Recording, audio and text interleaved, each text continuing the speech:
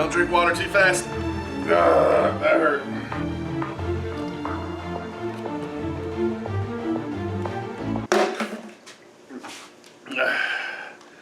Hydrated.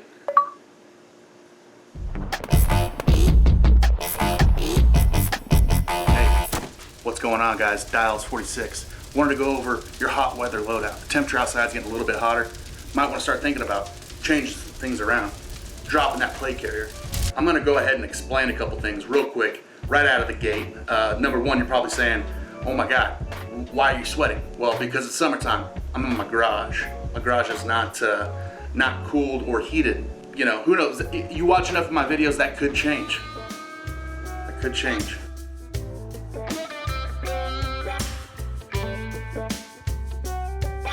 The other thing is, you're probably thinking to yourself, why are you in front of a green screen? Well, I would activate it and do some chroma keying and stuff like that, but there's a lot of different shades of green in my multicam, so it's just gonna look weird. I'm not gonna do it. As you guys know, it's getting hot out there for sure.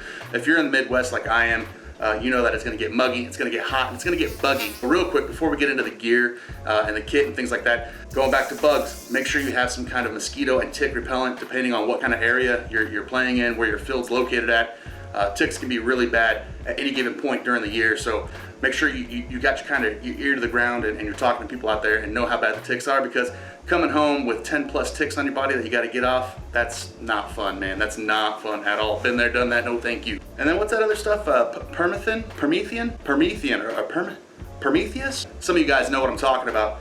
It's a treatment that you put on your clothes and basically it repels ticks. So for any big weekend-long Milsim events, like I've got American Milsim Broken Home coming up next weekend, I'm definitely gonna treat my clothes that I'm gonna be wearing with that stuff to keep the ticks off me. In that part of Oklahoma, the ticks can be really thick. The other thing you wanna remember is gonna be sunscreen. If you're white, like I am, okay, not meant for the sun. My people aren't from this continent, right? I'm a foggy European country. And we're not supposed to get a lot of sun. That's why we're white.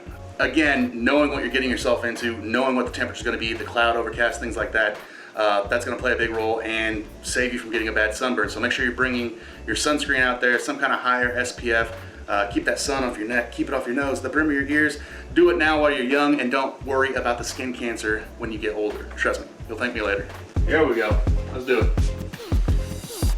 Especially if you're a big dude like I am, making sure that you use some kind of anti-fog wipe on your goggles. If you're not running some kind of goggle fan system, you know, it might be okay when you're moving around, you got a slight breeze going on type thing, you're out in the open, you're getting that breeze and it's clearing the fog, but the minute you kind of bunker down, take cover behind a tree, you know, take a knee type thing, that fog's just gonna go poof. So make sure you're using a quality anti-fog treatment. I've used quite a few different anti-fog treatments as far as wipes type of in the package type thing, one-time use. I've used some several time use. But what's your favorite anti-fog treatment out there? Your anti-fog wipe? Put it in the comments below. Let's talk about it. This sweat, this glistening, you know, this stuff coming out of my pores right here. Sweating is good.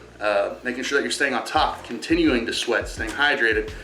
Look, I'm not going to sit here and tell you to, you know, hydrate. If you can't be a human and remember to hydrate and drink water and like get away from Mountain Dew and terrible drinks like that and start drinking water before you go out for a weekend event, a weekend-long Milsim, or even just a one-day open play or local airsoft field. Water is the lifeblood of humans. Drink water, plenty of it. So the minute you stop sweating, you need to go find shade and water immediately. It's probably too late for you. You shouldn't have to be told to drink water, okay? If you have to be reminded to hydrate, then that means you're weak, your bloodline's weak, and you won't survive the summer. You actually want to drink water to excess, to where you're having to pee. You're drinking more water than what your body needs, to where you're peeing, you know, once every 1 or 2 hours type thing. You know, a lot of people are going to want to carry the Camelback type thing and their backpacks on the back. I prefer, however, just to keep bottles of water on me. Usually with a Camelback, you know, depending on what kind of scenario you're going to be playing, if you know you're going to be out in the woods walking on a march type thing, for a large Milsim event, something like that, then yeah, go ahead and go with the Camelback. But I find oftentimes that it's almost too much water, too much weight versus what the value of it is. So if you're gonna be just kind of doing open play type stuff where you know the game's gonna last hour, 2 hours at a time, pace yourself, don't push yourself too hard, know what your limits are, definitely stay hydrated, and make sure you have water on you, and make sure you know how much water you need. I think that's the important thing. On top, as you can see, I'm gonna have a boonie. This is gonna allow me to not have to worry so much about that sunburn on the top of my ears. I do flip up the front just so I can get down on my sights better. going for a lightweight rifle option. This is going to be a competition grade M4 from Elite Force. This is going to be a variant of the CFR. I put a Type bore in this guy, and then I went for the traditional triangle front sight on it, but the weight is really low on it. It's going to have a polymer nylon fiber reinforced receiver on it, so it's really minimal. Got it stripped down, bare bones, put a little bit of spray paint on it, nothing special. Yeah, and this is a great gun. I don't even use a sling on it just because it's so easy to kind of one-hand type thing. Or here's a little trick. Let me show you this little trick, man. You'll probably catch me on the field doing this. Now this is a empty gun for sure, okay? But if you're doing a chest rig, which we're gonna get into next, and you don't have a sling, because you know, slings can kind of get annoying too when you're sweating, walking around, that sling will start kind of rubbing on your neck type thing, or that weight, you know, it's kind of, it can be an uncomfortable situation. So mag in there, check this out, boop. I stick the mag in behind there. Now I'm walking around hands-free. Hey, what's up, man? Boom, boom. And again, there's no real weight to it. This is a very lightweight option, but it's a great shooter, great performer. So yeah, there you go. If you're using the chest rigs out there and you don't want to sling, just tuck that mag in, boom.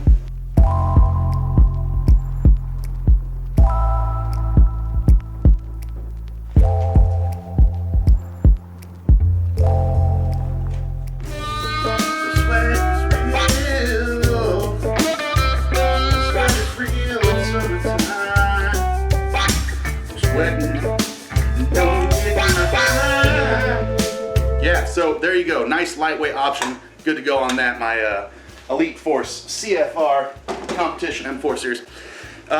So yeah, what else? Let's get down to the guts of your kit. You're talking about, you know, your second line, which is going to be referred to like your plate carrier, your chest rigs, whatever you're using for your load bearing capacity. What's your mags going in? Things like that. So I try as much as I can to scale down to a chest rig. A lot of times I will make the mistake and wear a plate carrier, and there's just no real need for it. You know, I'm wearing foam plates inside that thing anyways. It is nice to kind of keep the BBs off you when you know you're going to get into a close, you know, BB exchange type thing. It's nothing worse than getting shot right in the nipple type thing, but covers my nips, so I'm good, man. So yeah, if you can drop the plate carrier, I highly recommend it. You're going to get a lot more maneuverability and breathability out of it. You're gonna cool down a lot faster. And that's a big thing, especially in the muggy, hot summer. This is just a really cheap, easy going. This is, I think, just a commando chest rig from Condor. You got your mag pouches on front. You got some general purpose pouches on the side. You get everything you need in there, your speed loaders, all that extra BBs, whatever you need. I've got some multicam mechanics gloves on a carbiner here hanging off the front. The thing I like about this though, it's a really simplistic chest rig. It's lightweight, it's cool. But it's got everything you need. So over here, you can see behind the GP pouches that there's actually going to be a slot. You can see I got a pistol tucked in behind on this side. I'm not really concerned about carrying extra pistol mags on this, but if I needed to, I could put some in this general purpose pouch right there. On the other side, it's summertime, baby. Boom, keeping waters on deck. So this is a great option for that. And then there's a big like mat pouch in here. You can put all kinds of stuff in, tuck it in there. We out here sweating. Keeping it going. Combat shirt underneath. Obviously these combat shirts with a t-shirt, kind of moisture wicking material underneath is great for use under a plate carrier, but it's great for use under a chest rig, especially when it's hot. It's like wearing a t-shirt, but with BDU sleeves. Combat shirt. Who would have thunk it, huh? Pretty good. On the back, I just got a really lightweight backpack. Nothing too crazy, but it's gonna have my other essentials, maybe some extra water, some extra BBs, things like that. My sunscreen, my mosquito or tick repellent, that's all gonna be in the back right there. You know, when you get out there into the woods, into the thick woods because of the bugs and the poison ivy, oh my gosh. Poison ivy, how could I forget? Poison ivy, the worst. Poison sumac, poison oak, poison ivy. I am highly allergic to that stuff. I know a lot of my friends are, and then I know a lot of you guys, you could roll around in this stuff, you could rub it all over your face and you wouldn't get it. Congratulations. Poison ivy likes to grow on the edge of the woods because it needs a certain amount of shade and a certain amount of sunlight. So it likes to grow right there on the edge of the woods. So if you're in a big clearing and you take a knee right in the edge of the woods, more than likely that's where the poison ivy and things is going to grow in that underbrush and up on the side of trees and things. The further into the woods you go, you know what I mean? Like getting off the edge and getting into the woods, you're going to see less and less poison ivy. Again, because it needs that perfect amount of shade and sunlight. So staying in the clearings or getting in the woods when you're doing woodland type play, you're guaranteed a little bit better chance of not getting poison ivy. Just Know what you're looking for. If it's 3, let it be. If it's 5, if it's 3, let it be. If it's 5, jump and jive, I guess. I'm not sure. Guys, tell me what it is in the comments below. I know there's some Boy Scouts out there watching this stuff. You guys know what I'm talking about. So, and then immediately when I get home, everything's going straight into the wash. All my gear is going right out here into the garage, and I'm going right into the shower with Dawn dish soap. Make sure you use like some kind of blue dish detergent soap, liquid dish soap. Will help get the oils off from any poisonous oaks or sumacs or ivies. Any opportunity you can afford yourself to cool down, keep the schmucks off your neck. Don't wear a shirt underneath your combat shirt. You know what I mean? You know, having some moisture wicking underwear, that's nice too. Having moisture wicking socks or antimicrobial kind of sports socks type things, soccer socks, football socks, that'll go a long ways too. And you'll thank yourself later when your feet don't reek to high heaven. So there you go, guys. Did I leave anything out? What else? Drink water, right? Poison ivy sucks, bugs suck, sunburns suck. Keep cool. That's the only thing that doesn't suck. Keep cool. Do yourself a favor and keep as cool as you can. There you go, guys. Appreciate you watching me sweat on my green screen. That's still green. What's the point? I don't know. Maybe we'll figure it out for the next video. But yeah, stay cool, stay hydrated, stay bug free, stay free from sunburns, stay free from the poison itchy stuff, and I'll catch you next time. Thanks, guys.